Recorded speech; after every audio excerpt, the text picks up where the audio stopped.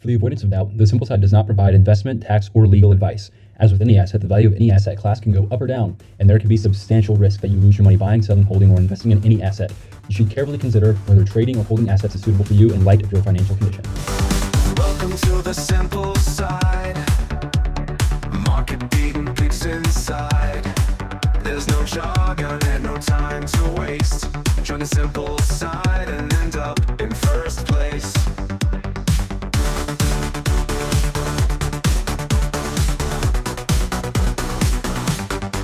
Welcome to the Simple Side. Market beating picks. Good afternoon and welcome back to the Simple Side. Year to date, our portfolios have returned 6.17%, 6.12%, and 21.10% year to date.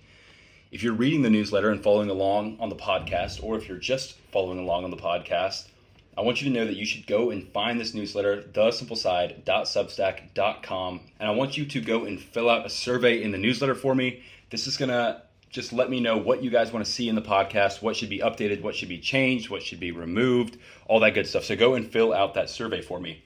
Now, I've got a couple of other updates for you this week. We've got our website being worked on and it's getting close to being done. I've attached a screenshot of what the website is going to look like in today's newsletter. The numbers that you're going to see in that screenshot are not exactly accurate, but they're just there to show you what the website is looking like currently. So that'll be done and put together here soon.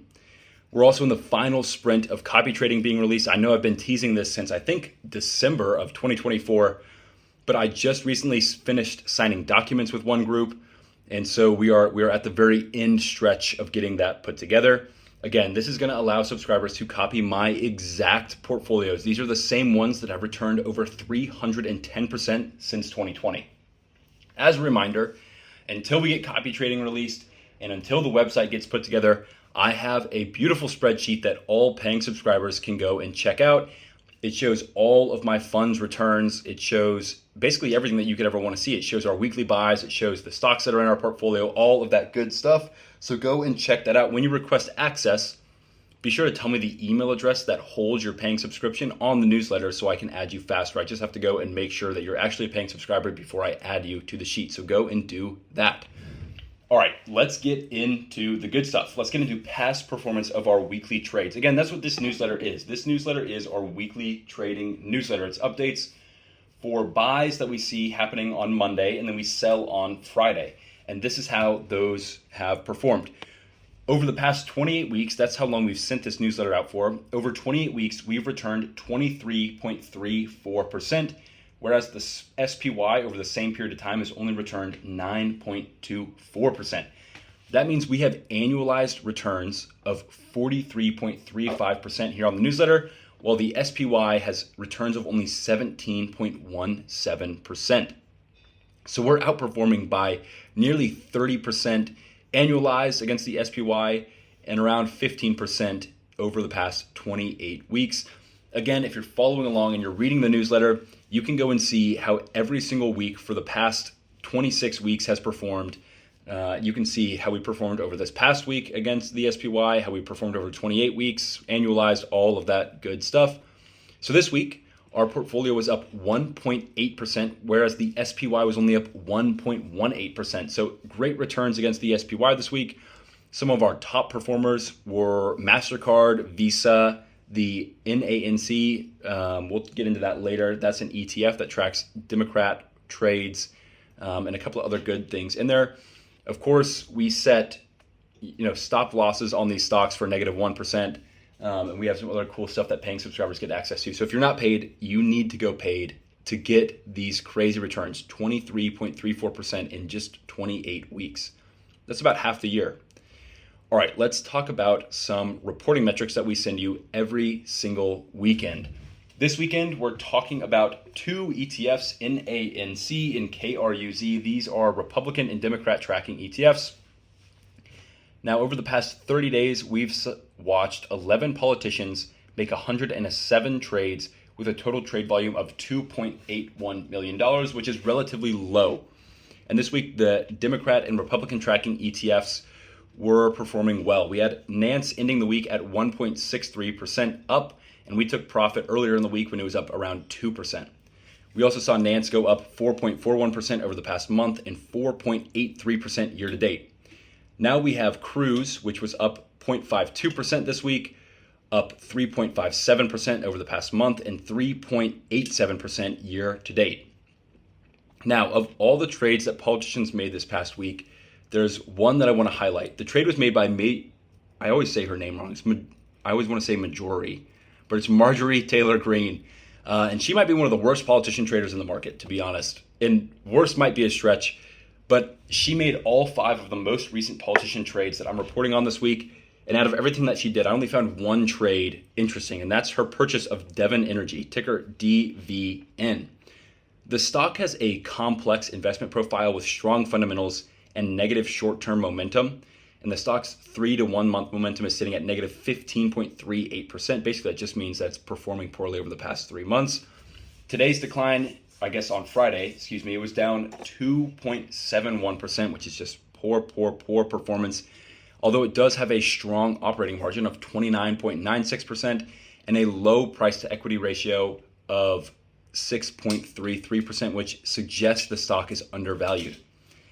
Given all these mixed signals, I think the stock is trading below its 20-day and 50-day and 200-day simple moving averages by negative 4.71%, negative 3.26%, and negative 19.71% respectively. Now, Devon might not see immediate price recovery over the next week. However, the long-term outlook for the stock remains promising with a potential upside of 45.13%, assuming market stabilization and ongoing operational performance. But for me this week, it is not going to be a buy opportunity. Again, if you're following along with the newsletter that you can find at thesimpleside.substack.com, you can see the other 5 most recent trades that Mrs. Marjorie Taylor Greene made. All right, let's talk now about insider trading. I track an ETF here that ticker symbol is SURE, and that is down 0.07% this past week.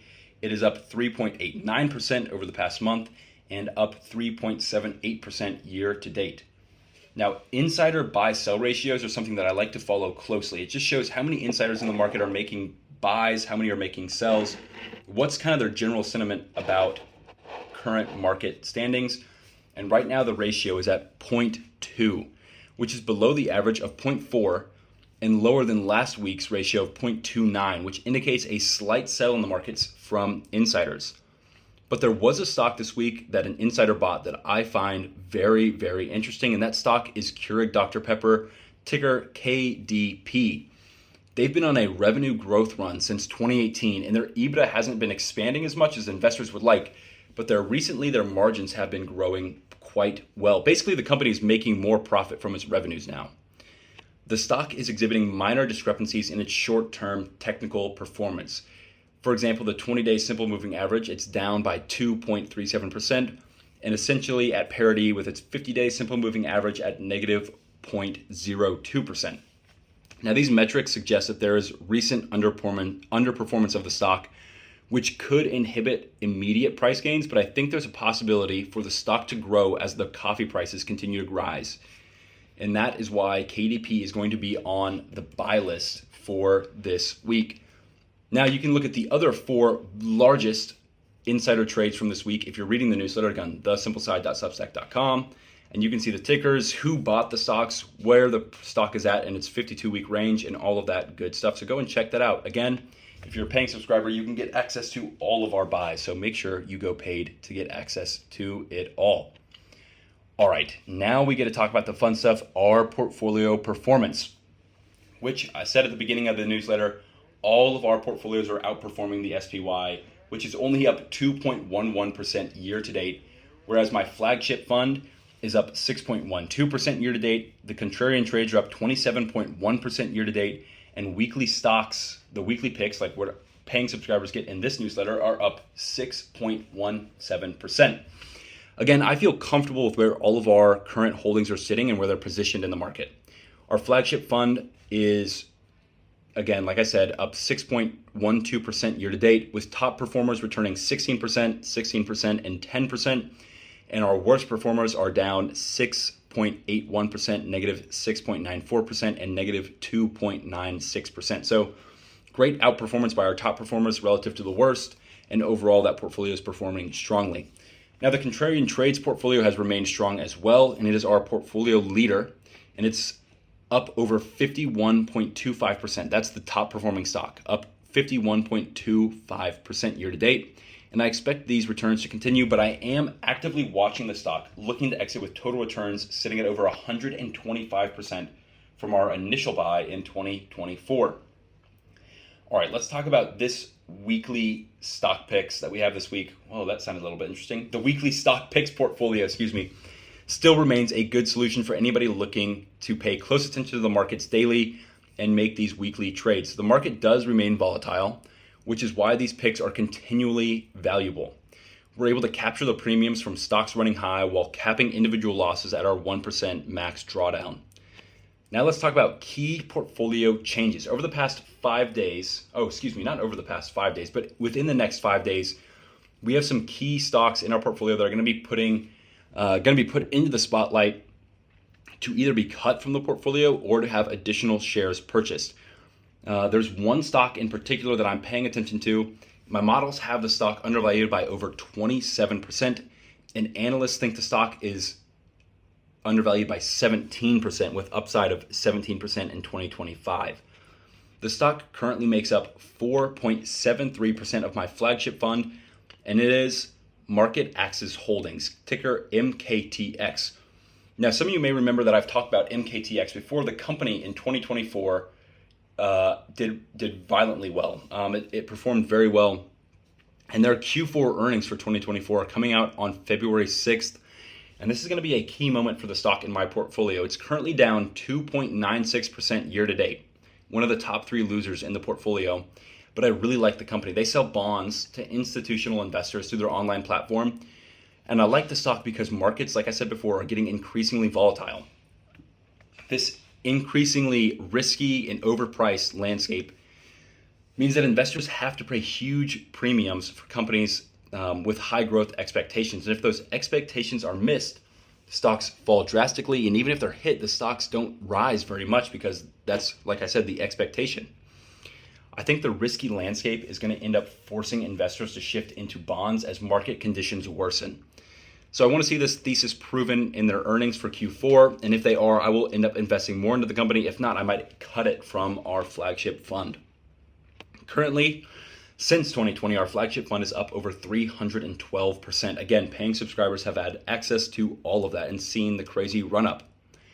All right, let's talk about next week's trades, key opportunities, and insights. Well, we would talk about it, but this is for paying subscribers only. They get to see things like our buys for next week. They get to see things like what mergers and acquisitions news we're paying attention to, top investment ideas. Then they get to see some other cool things. We recently put together microcap picks. We send these out every week, 3 microcap picks that we see performing well for the next week. And then we also look at implied options price movements. So these are companies that have earnings coming up, and we go and predict what their returns are likely going to be based off of options activity, and then say that you can buy some kind of options on these assets and look for returns there. Again, this is all available to paying subscribers. If you're not a paying subscriber, go and subscribe, thesimpleside.substack.com. If you are a paying subscriber, you can go and read through all of this now in the newsletter. Again, thesimpleside.substack.com. Go and read through all this. Let me know what you think, and we'll see you next week.